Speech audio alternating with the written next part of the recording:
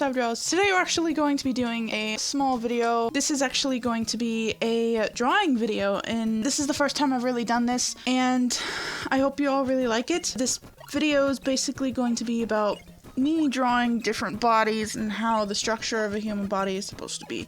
For example, how a male and female are and different body types and stuff like that, and how you yourself can learn how to draw people, because I specialize in drawing people and I want to help everyone learn how I draw, I guess, because a lot of people really ask me how I do things, and I kind of want to show you guys how I do it. So let's just get right into this. So the first thing that we're gonna do is we're gonna pull up this picture here, and this is a more heavyset woman. And what we're going to be doing is we're going to be doing a red line. And if you guys don't know what a red line is, it's basically where you trace over an image and try to figure out what goes where. Now let me pull up my tablet here. So now that we have my tablet, we're actually going to be doing this quick red line, and we'll get to this in a minute. So what we're going to be doing is we're actually going to figure out what is what. So for example, where the ribs are on this person and how the bone structure works. So what we're going to be doing is we're just going to be going from where the ribs will be, and usually the ribs go to about like right here. And since this person's very heavy set, we're just going to draw the ribs a little larger. Normally they wouldn't be large. All bones are usually the same, around the same size. But since we're going for a red line, we're going to do the actual size of the person instead of the actual skeletal size. This can actually change quite a lot. For example, if you want to go for a heavier set person, you'd want to do a larger skeletal structure, even though that's not actually how the case works. You can do the normal skeletal structure, and I will show that as well. So this is a larger skeletal structure. It's usually good for people who are just starting out and just want the shapes here, and this is just how to do the shapes here. Because if we do the shapes, it actually gives us a better outlook of how the character or person is supposed to look. As we go for this shape here, it's usually like a pear. This person is a more of a pear shape, for example. So the ribs can go this way, and then that goes that way, because as you can see, that's where the belly button is, I'm guessing. So now that we have the basic shapes, we're going to, of the torso anyway, we're going to do the head and shoulders and arms. And usually we're going to start off with the shoulders here. And the shoulders give us where the shoulders would be if we were designing our own character, because, you know, tracing isn't the best thing to do when you're drawing. It helps you learn to a certain extent. It doesn't make you learn on your own. It gives you, you know, the basics. And so we're just going to do the elbow here and then the hand. And we're just going to do that for this hand as well and this arm. So now that we have the red line here, let's extend this a little bit. So now that we have the red line, we're going to draw the outline of the arms. And since, like I said, this is the heavier set person, we're going to draw the arms a little larger right here, because, you know, that's how the arm looks. And so now that we have that, we're going to do the head. And obviously the head is very self-explanatory. This is basically just giving you the proportions of what the character will look like if you were to draw your own character. Now we're going to go to the thighs. And so the hips usually start up here. We're going to start with the thighs here. And that's usually how that is. This is the knee. This is the other knee. And then let's draw the leg here. This kind of technique is really good for learning how proportions work and learning how human anatomy works in pictures and poses, but it's not the best for using as an actual picture, if that makes any sense whatsoever. Like, for example, you wouldn't want to use this to draw your character. You'd really want, if you want to really learn how to do anatomy and how to really learn how to do things, you want to basically do it on your own and try and get better that way. That's kind of how I do my things. Like, you start off with the shapes and blah blah blah, and then you go if that makes any sense whatsoever. Now that we have this body, we're actually going to look at it and trace this image again, but I'm going to show you guys how to do the skeletal structure instead of just the basic shapes. So if you guys don't know, skeletal structure is obviously different than body structure. And so now we're going to just do the skeletal structure here. This is basically just learning the anatomy of the human body. As you can tell, this is not exactly the same, but so that's really the neck and head. Obviously, that's not how the human head works, but I'm just gonna go with that. Since this is an art channel, I want to focus on art. So this is where the shoulder would be. This is where that would be. Now, if you guys don't know anything about skeletal structure, that is perfectly okay. You don't have to learn how to do the bones and blah blah blah, but it would be helpful to know, just because the more you know about anatomy, the better the outcome will be if you want to work on that later on. Alright, so now that we actually have this, the body shape actually has a little bit extra of chub on it, so normally the ribs would go out to right here if it was without any of the extra weight. I say that as I'm fucking fat myself, but anyway, I totally just messed up on the fucking bones. I'm sorry. There's one bone here and there's two bones on the femur. Oh, I probably just triggered so many of you right now, but that's okay. And then you just do the bones and then the finger bones. Now that we have that, we're gonna do the hips again. So this is where the hips would be. Normally, there isn't that large of a gap between the chest and waist normally, so we're just gonna do that. Alright, so this is where the hip bone would start, according to this. It also gets into proportions with heads, and we will go into that later. But this is where the other hip bone would be. This is where the and this is where the knee, and then this is, you can see that bone kind of, you know. Do you understand, like, you know, that it's best to actually learn skeletal structure and muscle structure with more fit people, because if you can actually see the muscle definition and where the bones would be, because muscles wrap around the skeletal system. There's that skeletal system. Anyway, so that's the skeleton of this person. And as you can see, the skeleton is a lot different than the shape itself, because the shapes show the muscles, the fat, the everything put together at once, while the skeleton just shows the skeleton, hence why it looks a lot thinner than the actual person itself. That's kind of how you do the skeletal structure as well as the shape structure. And if you guys just want to know how to do the basic of everything, if you want to do what I call it, the T-pose, I'm guessing. I don't know. I don't really use this that much, but it helps with some people. You want to draw the spine. So you'd start off with the head, want to do how the body is in motion, and then you want to draw the shoulders. Hence, it forms a T. And usually that's where people go from there. You could be like a reverse triangle, or for this person, it would be a pear shape. And then you just go from there. You just draw the legs.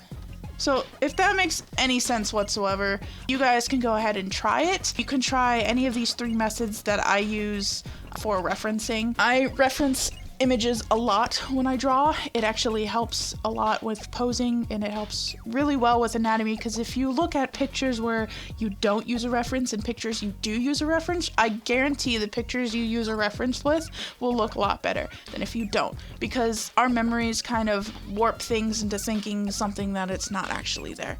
For example, I will draw a picture and I would overlap it, like for example, let's try and draw this image here and see what happens.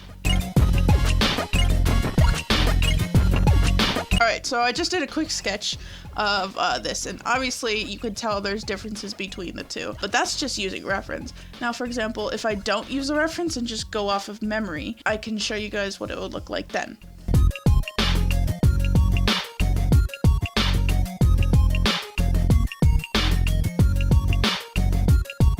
So So now that I've shown you the difference between the styles, you can go ahead and try with different images and such like that. But I'm gonna do a different body type here, but this is an example of going with and without a reference. So this is what I used with a reference. Obviously it's not the best.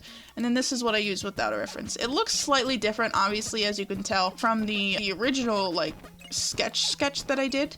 And if you overlap, I bet you this one would look a lot better than this one. If they overlapped, it'd look more like the similar image than the non-similar image. So let's go on to the next image and see what we can do there. So this is an image that we're going to be doing. We're just going to be doing exactly like we did before, but it's actually going to be on a male. Now males are a lot different, especially if they have different body types like females. If you guys don't know, males have very similar body types than we do. They have different metabolisms though, and they have a bunch of different structures. For example, men usually have broader shoulders and smaller waists, but they can vary. Like some men can have an hourglass shape, and some men can have a pear shape, and some can have an inverted triangle, and some can have a triangle, just like women. So what we're going to be doing here is we're going to be doing this man who is very let's just there we go. All right, so we're actually going to be doing this guy, and we're actually going to be doing the exact 3 types that I showed you before. We're going to be doing the shape structure, the skeletal structure, and then the T-pose. We're going to be doing the shape structure first, and we will go with this. This man has a very square torso compared to the last one where she was very round. And then his ribs come down to right here, but his waist goes right here. And it always depends on the pose as well, because sometimes poses are a little different. So this guy has, you know, the what is it, the V on his hips. So that's actually going to help us guide where this is going to be. So for example, this is where that's going to be for that, because the V is very defined in this picture. So now that we got his torso here, we're actually going to be doing his shoulders, like in the last picture. And then we're going to be doing his arms, yada, yada, yada. And I'll just show you guys the speed up.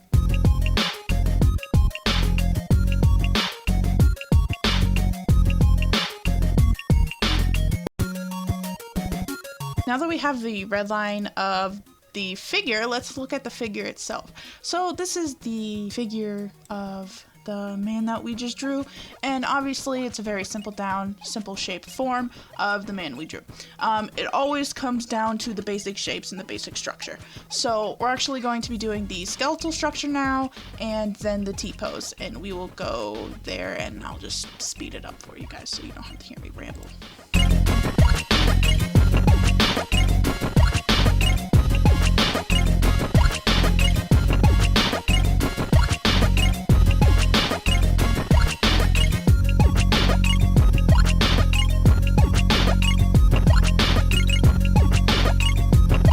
Now that we have all 3 here, let's look at one each individually, like we did with the last one. For example, the last one we did here, we had the T-pose, the skeletal pose, and the shapes, and we're going to do that with here. For example, this is the shape pose, this is the skeletal, and this is the T-pose.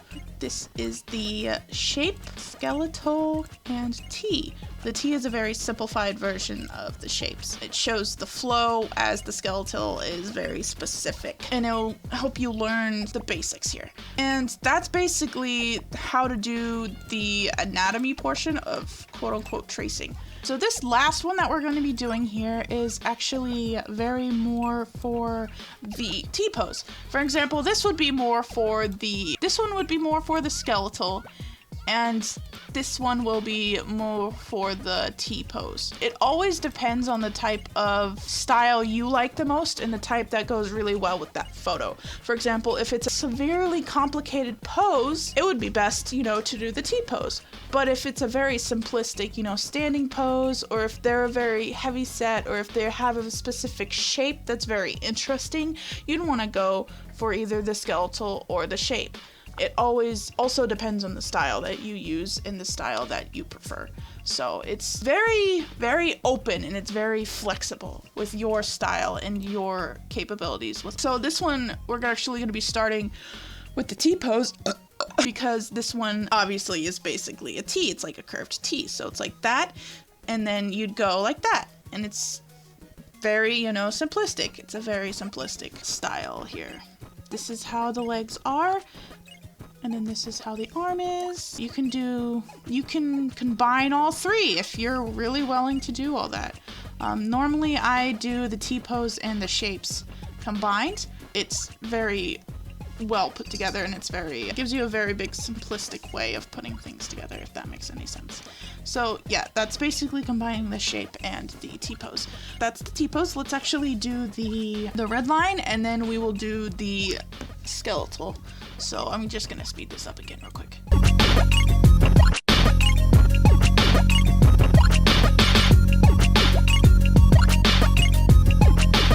Alright, now that we have the skeletal, shape, and T-pose, we can actually look at it without the photo now, and as you can see, it actually comes together really, really well if you're using all three. Now, obviously the skeletal is very hard to do in this pose because, as you can see with the legs, they don't look right if you just look at the skeleton. Do you know what I mean? They don't look like they would look like that. It doesn't look like a human pose. But if you look at the shape in the T-pose, you can actually see how that will work. You can see how the flesh is compared to the skeletal, and how that would actually work compared to the skeleton. So, like I said, it always depends on the pose, and it always depends on the type of person and the preference. And anyway, I hope this helps with you guys. I hope this helps with, you know, proportions and understanding how to use references. Obviously, I wouldn't go on and say, you know, this is how you draw. You just trace a picture and then you do your OC over it. It's so fucking easy. Oh my god, look at that. Isn't it beautiful? No. That's not what you're supposed to do, guys. That's not how art, well, it always depends on the artist, but in my opinion, that's how you would draw. You wouldn't really trace, because, you know, tracing, in my opinion, is cheating. It's only good for practice, in my eyes.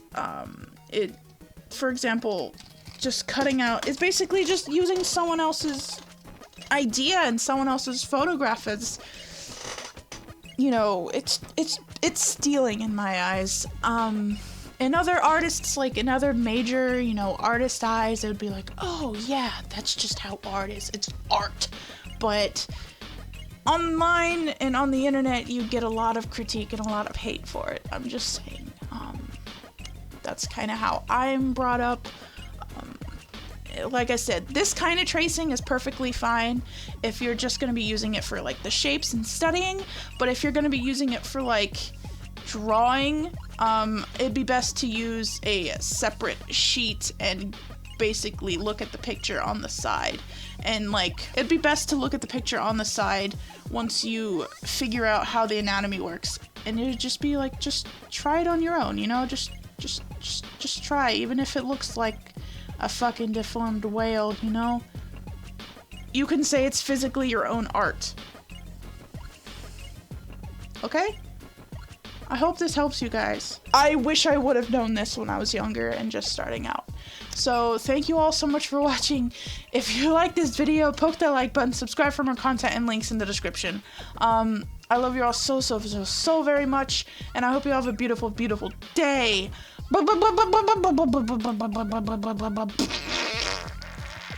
Bye.